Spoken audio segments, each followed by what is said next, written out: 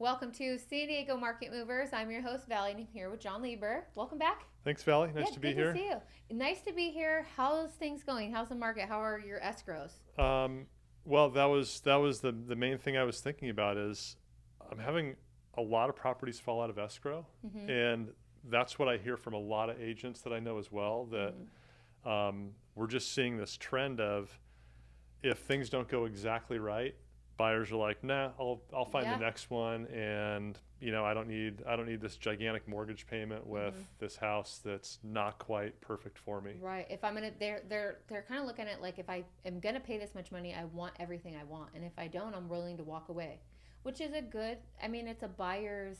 That's control. The buyers have a little bit of control in that.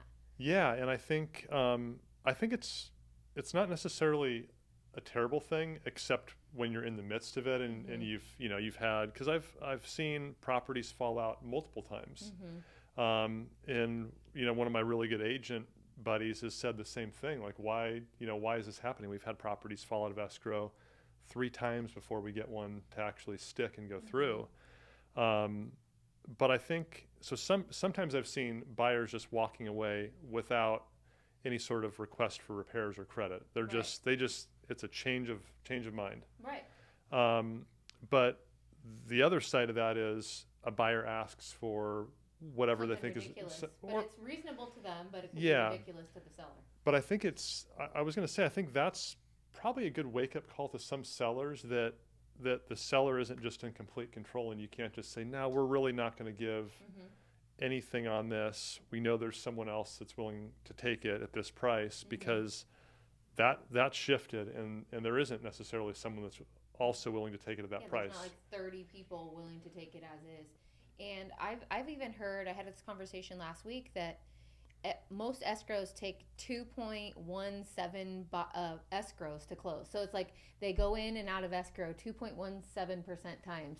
And that's a big number It because I is. used to look at that and it seemed like certainly less than 25% of the time properties fell out of escrow. It seemed like more in the range of 1 or 2 times out of Mm-hmm. 10 you would actually lose an escrow. Mm-hmm. It just didn't seem to happen very much. Mm-hmm. And now I think there's just all these factors with price being the biggest one, Yeah. and rates contributing to that because they got big payments that are just Right. causing buyers to have Walk. a change, Yeah. change their mind and walk. Yeah.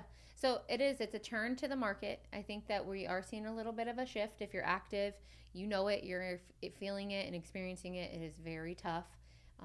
That's why real estate isn't for the weary, and Yeah, it's important to work with somebody with experience to help you navigate.